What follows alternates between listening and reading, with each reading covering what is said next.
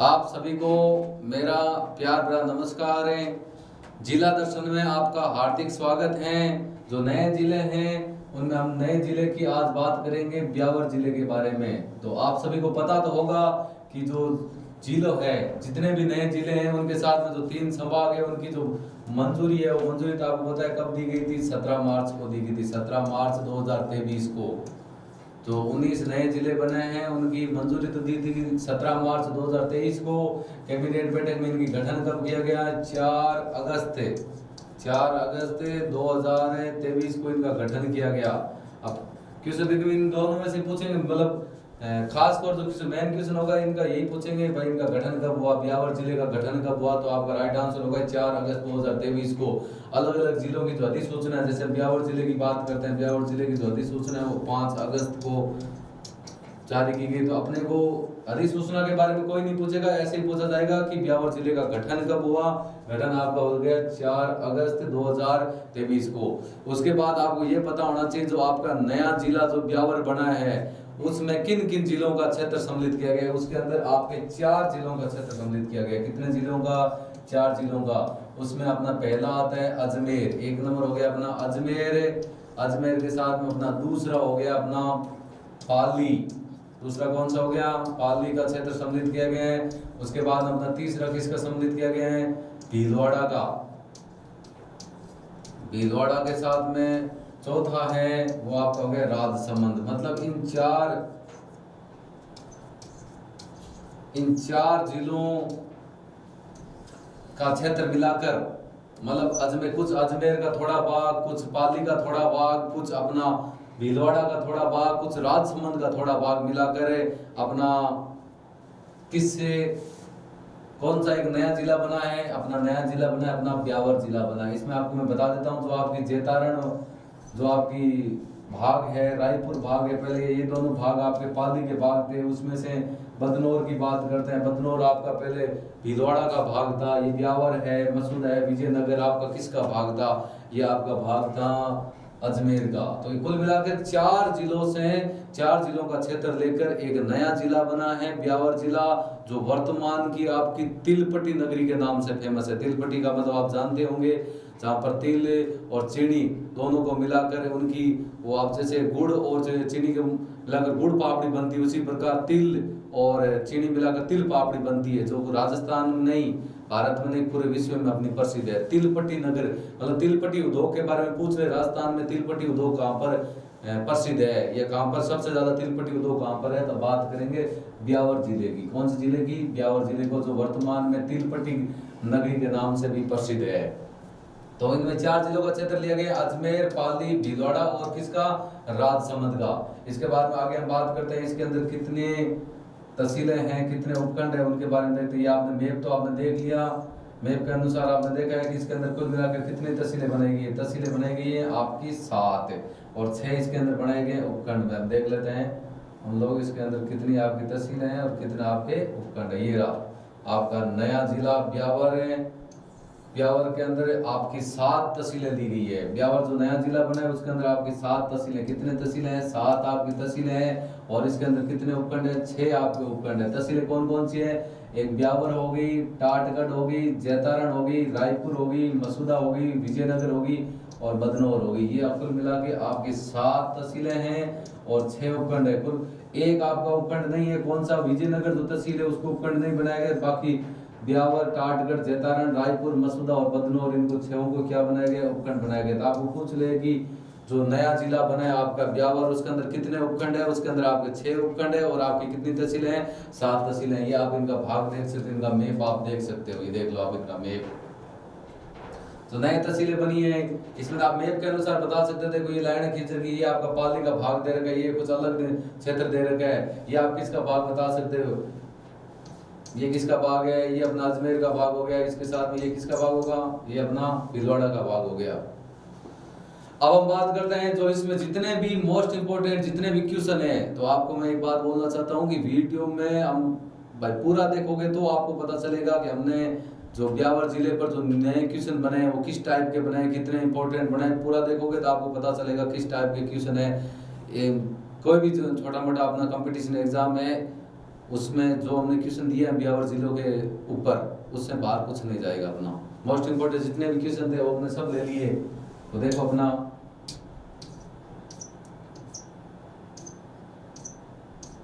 पहली बात है कि वर्तमान में अभी 10 संभाग हैं, तो जो अपना ब्यावर जिला है, जो नया जिला बना है, 19 जिलों में सम्मिलित है कि ब्यावर जिला वर्तमान में किस संभाग के अंतर्गत आता है, किस संभाग में।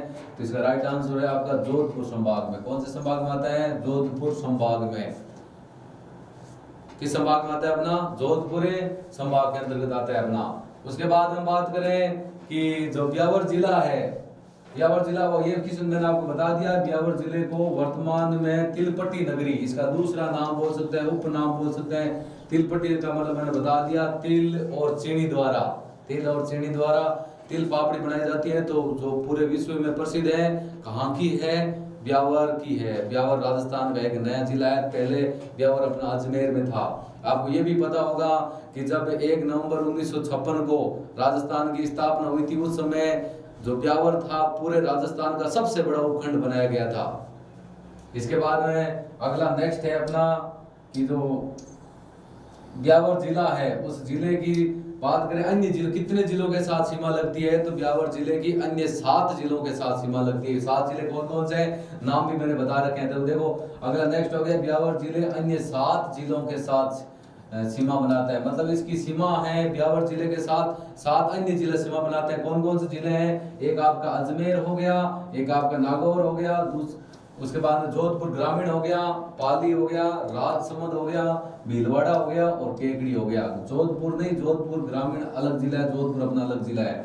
तो अजमेर, नागौर, जोधपुर ग्रामीण, उसके साथ पाली, राजसमंद, भीलवाड़ा और केकड़ी। केकड़ी भी अपना नया जिला बना हुआ है और ये जोधपुर ग्रामीण भी अपना नया जिला बना हुआ है। तो 7 जिलों के साथ इनकी सीमा लगती है। इसकी सीमा ना तो अंतर्राज्यीय लगती है ना अंतर्राष्ट्रीय लगती है। वो भी हमने टॉपिक डाल रखा है कि ब्यावर जिला है उसकी ना तो किसी अन्य राज्य के साथ, किसी देश के साथ सीमा लगती और ना ही किसी दूसरे भारत के किसी दूसरे अन्य राज्य के साथ इसकी सीमा नहीं लगती। आगे देखो, आगे हम बात करते हैं जो ब्यावर शहर है, ब्यावर के जो संस्थापक की बात करते हैं। ब्यावर के आपके संस्थापक कौन है? उनके संस्थापक है कर्नल एडवर्ड डिक्सन। ये बात आपको याद रखनी है कि जो ब्यावर है, ब्यावर के संस्थापक किसको माना गया है? तो उसका नाम है कर्नल एडवर्ड डिक्सन। क्या नाम है? कर्नल एडवर्ड डिक्सन हो गया। इसके बाद में आपको वैसे तो पता है कि अरावली पर्वतमाला की सबसे ऊंची चोटी है गुरु शिखर, जिसकी ऊंचाई भी आपको पता होगी 1722 मीटर है। लेकिन हम बात करें मध्यवर्ती अरावली की सबसे ऊंची चोटी, मध्यवर्ती अरावली की सबसे ऊंची चोटी है, आपको उसके 2 नाम दे रखे हैं। एक तो मोराईजी नाम दे रखा है, दूसरा अपना गोरमजी नाम दे रखा है। मोराईजी बोल सकते हैं, गोरमजी चोटी बोल सकते हैं। जो ब्यावर में है उसकी आपकी ऊंचाई भी दे रखी है 934 मीटर, जो मध्यवर्ती अरावली की सबसे ऊंची चोटी है। मध्यवर्ती आपको पूछे ना भाई सबसे ऊंची चोटी, तो वैसे अरावली की गुरु शिखर है जिसकी ऊंचाई आपकी 1722 मीटर है। उसके ऊपर 5 मीटर का मंदिर बना हुआ है, कुल मिला के 1727 मीटर है। लेकिन मंदिर की हाइट माप नहीं सकते, उसकी ऊंचाई है वो 1722 मीटर है। और मध्यवर्ती की बात करते हैं, बीच की बात करते हैं, तो ब्यावर जिले में एक चोटी और है जिसकी ऊंचाई है 934 मीटर है, जिसका नाम है गोरमजी बोल सकते हैं या मोराईजी बोल सकते हैं, जो मध्यवर्ती अरावली पर्वत श्रृंखला की सबसे ऊंची चोटी है। और वो कहाँ कौन से जिले में है? वो आपकी ब्यावर जिले में है। उसके बाद में ये क्वेश्चन बहुत इंपॉर्टेंट क्वेश्चन है कि एक ऐसा जिला जिस जिले को 2 भागों में बांटने का काम करती है ब्यावर जिला, तो कौन सा जिला है? कि राजसमंद जिले को 2 भागों में बांटने वाला जिला कौन सा है? तो राजसमंद जिले को ये 2 टुकड़े कर देता है। ये कौन सा जिला? ब्यावर जिला। ये बात ध्यान रखना, राजसमंद के 2 टुकड़े, बीच में अपना कौन सा जिला आ जाता है? ब्यावर जिला आ जाता है। टुकड़े कर देते हैं, अलग अलग हो जाएगा अपना ब्यावर और राजसमंद जिला। तो क्वेश्चन बन गया, बहुत इंपॉर्टेंट क्वेश्चन है कि राजसमंद जिले को 2 भाग करने वाला, ये 2 भागों में बांटने वाला जिला कौन सा हो गया? तो आपका जिला हो गया ब्यावर जिला। कौन सा जिला हो गया? ब्यावर जिला। उसके बाद में आगे चलो, आगे हो गया हम बात करते हैं टोडगढ़ का किला का। टोडगढ़ का किला राजस्थान के किस जिले में है? तो इसका राइट आंसर है ब्यावर जिले में। कौन से जिले में? ब्यावर जिले में। बर्फ दरा क्या होती है? दरा का मतलब आप जानते होंगे, एक ऐसा पहाड़ी क्षेत्र में जो सीधा निकलने वाला रास्ता होता है, जो एक क्षेत्र को दूसरे क्षेत्र से जोड़ने का काम करता है। तो आप पूछे कि बड़दरा है वो राजस्थान के किस जिले में है, तो वो आपका ब्यावर जिले में है।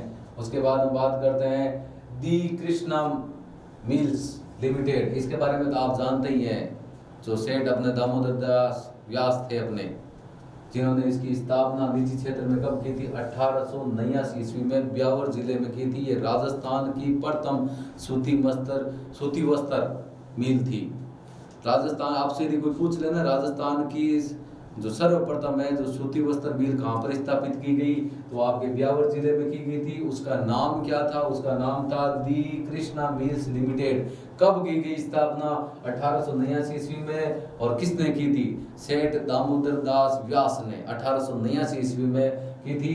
ये राजस्थान की सबसे बड़ी नहीं बोल नहीं सकते, राजस्थान की सर्वप्रथम या सबसे पहले सूती वस्त्र मिल थी अपनी, जिसका निर्माण बोल सकते हैं, जिसकी स्थापना सेठ दामोदर दास व्यास ने। ये ब्यावर पहले अजमेर में था, लेकिन अब इसका राइट आंसर अपना ब्यावर जिला हो जाएगा। कब की थी, 1889 ईस्वी में। नाम बता सकते हैं, दी कृष्णा मिल्स लिमिटेड। उसके बाद में 2 मिल्स और दे रखी, वही आपकी सूती वस्त्र मिल है। एक आपकी मिल का नाम दे रखा है दी एडवर्ड मिल्स, इसकी स्थापना 1908 में की गई थी। ये भी सूती वस्त्र मिल है। दूसरी महालक्ष्मी मिल की बात करते हैं, इसकी स्थापना सन 1925 में की गई थी। कहाँ पर की गई है, वे दोनों ही सूती वस्त्र मिल है, काफी बड़ी मिल है। इनकी स्थापना की गई है ब्यावर जिले में। आपको पूछ ले भाई, मैन तो यही है अपनी दी कृष्णा मिल लिमिटेड, जो राजस्थान की प्रथम सूती वस्त्र मिल है, जिसके स्थापना सेठ दामोदर दास व्यास ने 1889 ईस्वी में की। और 2 मिल और है, दी एडवर्ड मिल की बात करते हैं तो 1908 में इसकी स्थापना हुई है। और महालक्ष्मी मिल्स 1925 में। कब हुई है, सूती वस्त्र उद्योग से संबंधित है। तो ये तीनों की तीनों मिले कौन से जिले में, ब्यावर जिले में। इसके बाद में अगली है, अब आप सोचोगे सर ये सीमेंट के ऊपर क्या क्वेश्चन डाल दिया है, तो सीमेंट के ऊपर क्वेश्चन डालने का मतलब ये नहीं है कि इसमें कुछ अलग विशेषता होगी। ये सीरी सीमेंट है, ये उत्तर भारत की जो सबसे बड़ा सीमेंट उद्योग माना जा सकता है। उत्तर भारत में सबसे ज्यादा सीमेंट कौन सी काम आती है, सीरी सीमेंट काम आती है। इसका जो मुख्यालय है वो मुख्यालय अभी वर्तमान में कोलकाता में है। और सीरी सीमेंट उद्योग है सर्वप्रथम कहाँ स्थापित किया गया, तो वो सर्वप्रथम अपने ब्यावर, राजस्थान के ब्यावर जिले में कब की गई, 1979 ईस्वी में की गई।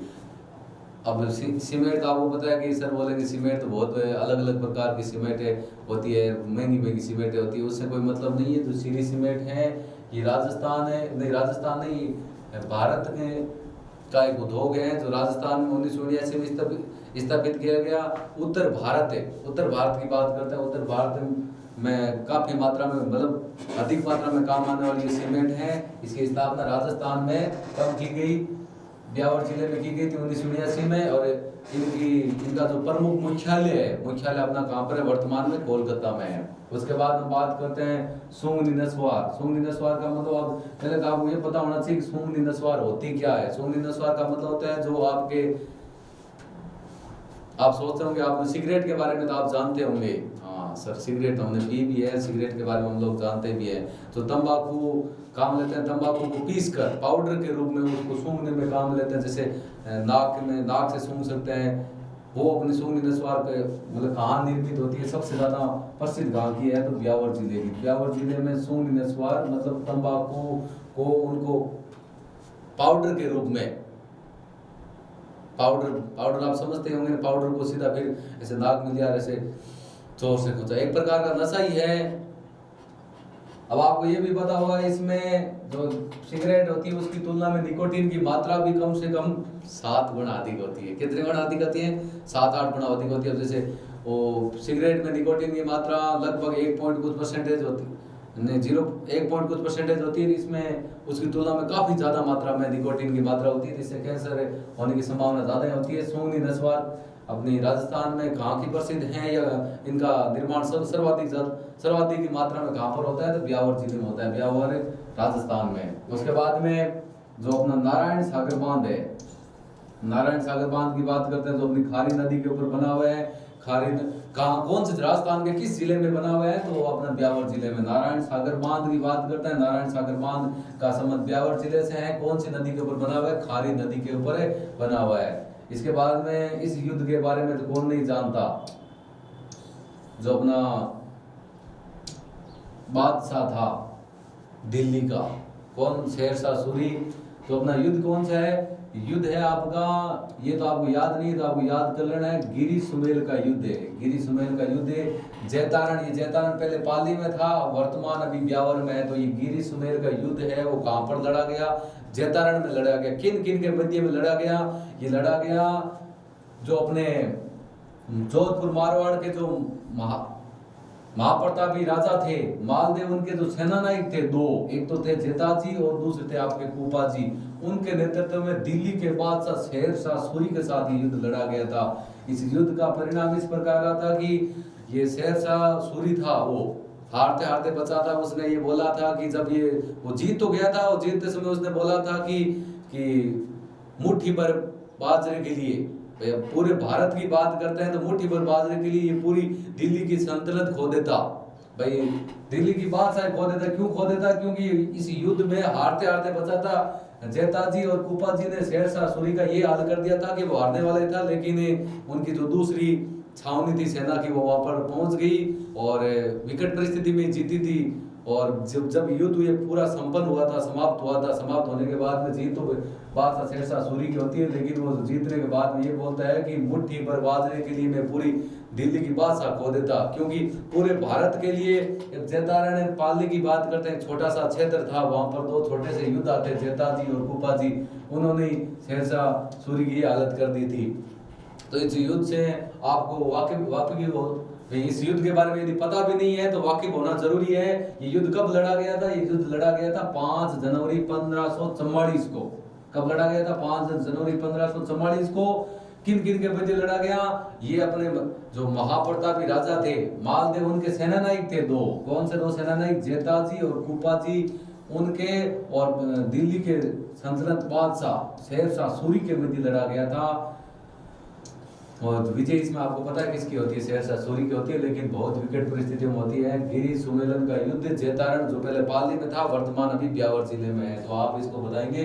अब यदि पूछ लें कि गिरी सल्तनत का युद्ध राजस्थान के किस जिले से संबंधित है, तो ब्यावर, जैतारण ब्यावर जिले से संबंधित है।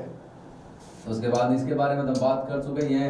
जो तिलपट्टी उद्योग है, और तिलपट्टी उद्योग के लिए क्या प्रसिद्ध है, तिलपट्टी नगरी आपको ब्यावर को बोलती है, तो तिलपट्टी उद्योग के लिए प्रसिद्ध है अपना ब्यावर। क्या कौन प्रसिद्ध है, ब्यावर प्रसिद्ध है। उसके बाद हम बात करते हैं तेजा चौक, तेजा जी का ही मंदिर है, वहां पर तेजा जी का ही मेला पड़ता है। ये राजस्थान का एकमात्र ऐसा मेला है जिसमें जो ग्रामीण महिला होती है उनके द्वारा जो वस्त्र इस प्रकार के पहने जाते हैं कि उनमें राजस्थान की संस्कृति प्रदर्शित होती है, जिसमें राजस्थान की संस्कृति से संबंधित उनकी वेशभूषा होती है। तो तेजा चौक कहाँ पर है, ब्यावर में, जहाँ पर तेजा जी का भादवा सुदी 10वीं को मेला पड़ता है। आपको ये भी पूछ लेना कब भरा जाता है, 10वीं को मेला भरा जाता है।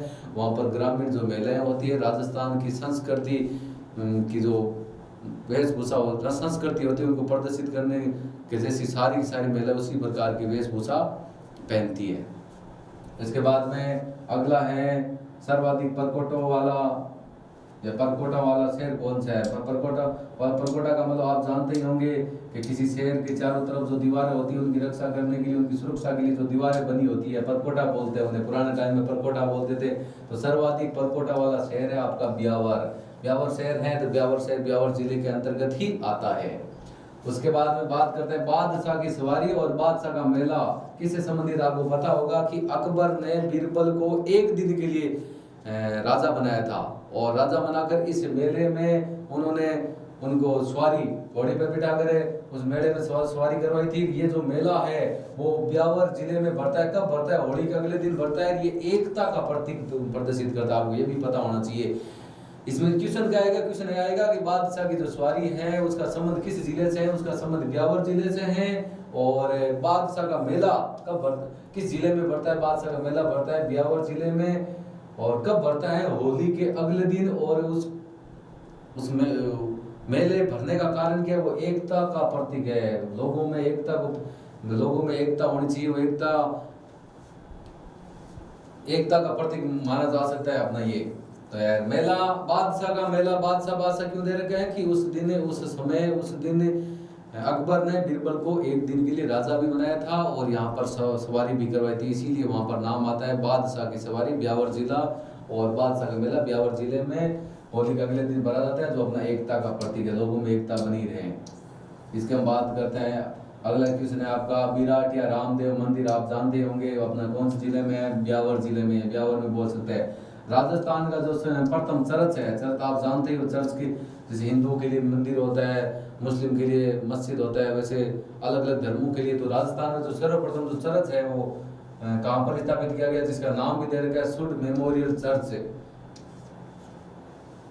जैन धर्म वाले होते हैं लोग, उनके लिए चर्च होते हैं। तो अपने चर्च की बात करते हैं तो चर्च से राजस्थान का जो प्रथम चर्च है उनका नाम है सुड मेमोरियल चर्च, जो राजस्थान के कौन से जिले में स्थापित किया गया? ब्यावर जिले में। कौन से जिले में? ब्यावर जिले में। उसके बाद अगला है अपना सुभाष उद्यान। सुभाष उद्यान, उद्यान बगीचा होता है, आपको पूछ ले सुभाष उद्यान राजस्थान के किस जिले में है, तो ब्यावर जिले में। ये थे अपने ब्यावर जिले के जितने भी मतलब मोस्ट इम्पोर्टेंट जितने अपने क्वेश्चन आज के टाइम बन रहे हैं वो हम लोगों ने इनमें अपलोड किए हैं। यदि आपको ये क्वेश्चन अच्छे लगते हैं तो अपने इस वीडियो को अपने दोस्तों के साथ शेयर कीजिए, इस वीडियो को लाइक कीजिए और हमारे यूट्यूब चैनल को भी सब्सक्राइब कीजिए। Thank you. जय हिंद, जय भारत।